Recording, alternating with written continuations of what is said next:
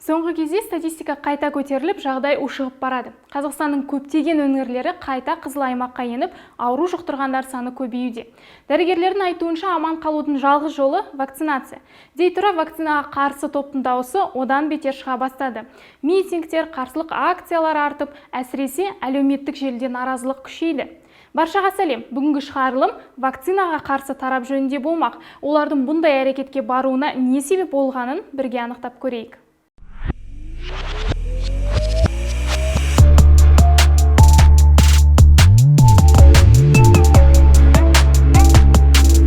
Жалпы ол топты екіге бөлуге болады. Бірі мәжбүрлі вакцинацияға қарсылар, екіншісі вирустың барына сенбейтіндер. Бүгінде Қазақстанның бірнеше қаласында мәжбүрлі вакцинацияға қарсы заңсыз митинг өтіп үлгерді. Атап өтсек, Нұр-Сұлтан қаласы әкімдігінің алдында ақ орамал киіп шыққан 10-ға жуық әйел вакцинациямен қатар зейнет жасын 58 жасқа дейін қысқартуды талап етіп, жиын барысында ана туралы баллада айтып тараған екен. Алматыда митинг болған жоқ. Тек азаматтық белсенді Сүйіндік Алдабергенов, оның анасы және Бақтияр Аманжол ұсталған. Ал әкімдікке ең жақын барған блогер Қайрат Избергеновтың түсірген жазбаларынан алаңға ешкімнің келмегенін көруге болады. Блогердің сөзінше, әкімдік ауданында интернет жұмыс істемеген. Сондықтан жиналуы керек адамдар уақытылы келмей қалды. Бірақ қашан интернет наразы халықты тоқтатып еді? Онсыз да жиналатын еді деген ғой. Павлодар облыс әкімдігінің жанында 100-ге жуық адам жиналып наразылық білдірген. Сол митингте түсірілген видеолар бірқатар пабликтерде тарап кеткен еді.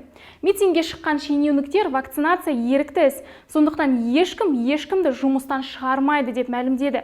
Атап айтқанда, Павлодар облысы ақпарат және қоғамдық даму басқармасының басшысы Азамат Байтенов жиналғандар алдына шығып, өздерінің талаптары мен ұсыныстарын жеткізу үшін бастамашыл топ құруды ұсынды. Жарияланған видеоға қарағанда митингтің бірнеше қатысушысын автобусқа күшпен отырғызуға тырысқан екен. Дәл осындай акциялар Екібастұз, Петропавл, Балқаш қалаларында да өткен.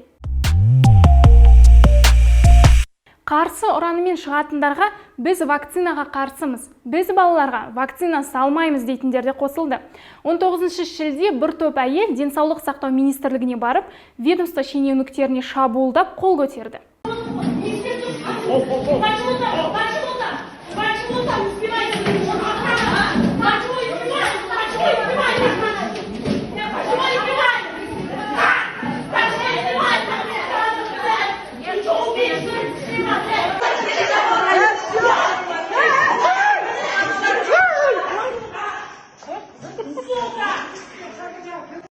Министрлікке келгендерге денсаулық сақтау министрінің орынбасарлары Жандос Бүркітбаев, Ажар Ғинаят және мемлекеттік бас санитарлық дәрігердің өкілі Ержан Байтанаев шыққан.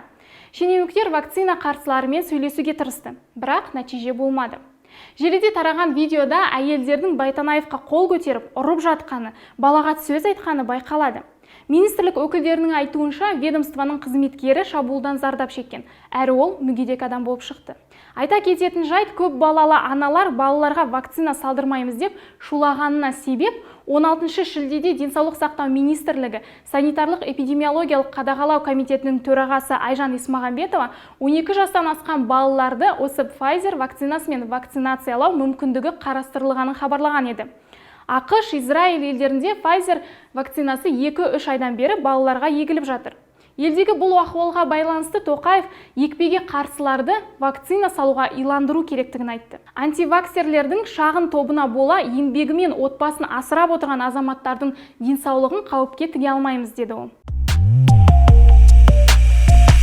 Қалаларда жиналған топтардан бөлек әлеуметтік желі арқылы халықты қарсы қойып, оның жоқтығын өткен жылдан бері айтып жүрген бірнеше тұлға бар. Коронавирус тікұшақтардан шашырайды. Алматыда ақш-тың ақшасына салынған биолаборатория арқылы таралады дейтін танымал қазақстандық музыканттар мен спортшылар бар. Нақтырақ айтсақ, ол дезинфектор Қуат Хамитов және қазақтың Виктория Бонясы Шоқан Маратұлы. Жұлдыздар бір бөлек, халықтың құлақ асып тыңдайтын психиатр дәрігерлердің орны бір бөлек. Жалпы пандемия басталғалы бері орыс тілді ақпарат кеңістігінде түрлі дәрігерлер мен профессорлардың мәлімдемелері толып кетті.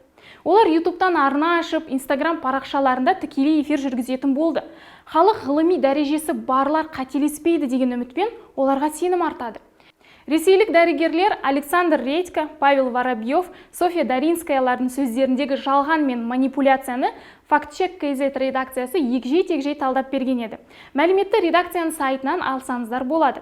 Қазақстанда да вакцинаға қарсы ақпарат беретін, пандемия басталғалы халыққа түрлі жаттығуларды үйретіп жүрген шымкенттік терапевт бар. Есімі Айна Бакеева. Ол тіпті вакцинация ұлттық қауіпсіздікке қатер төндіреді деп президентке ашық үндеу жариялаған еді. Сой мырза мені аштып, бір бәлелерді айтып, соны түсінбей сөйтіп атырма, мен түсінбеймін. Мен өте түн жалмылып отырмын. Мен өте қатты сыйлаймын ол кісіні, Қасым-Жомарт Кемелевичті. Бірақ мен бұл жағдайды түсінбей тұрмын.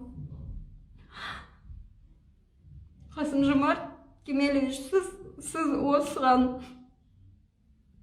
араласпасаңыз, мен білмеймін кімге сенетімді.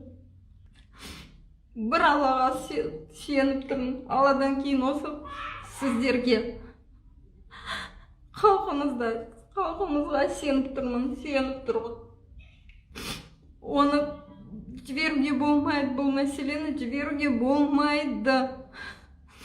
Қазір осы өтіп кетсе, бітті, біз официально испытательный полигон боламыз. Талай вакциналар шығады, талай дәрілер шығады.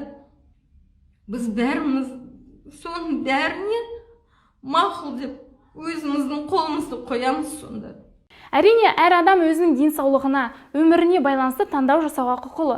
Дегенмен жалған ақпарат таратып, халықты адастырып жүргендер өзінше түсініп алып, білместіктен теріс ойға беріліп жатса, неге бұдан халық зардап шегу керек? Ойымен санасатын аудиториясы бар екен деп аузына келгенді оттағандары жарамас. Қысқасы, әлеуметтік желіде ақпарат таратып жүргендердің сөзіне сенбес бұрын, нақты мәлімет бар мақалаларды оқып, айтылған кеңестерін түбегейлі зерттеп алсаңыздар болады. Сіздермен болған Шолпан Сағадат арнаға тіркеліп, тақырып бойынша пікір қалдырып кетіңіздер. Амандықпен жүздескенше.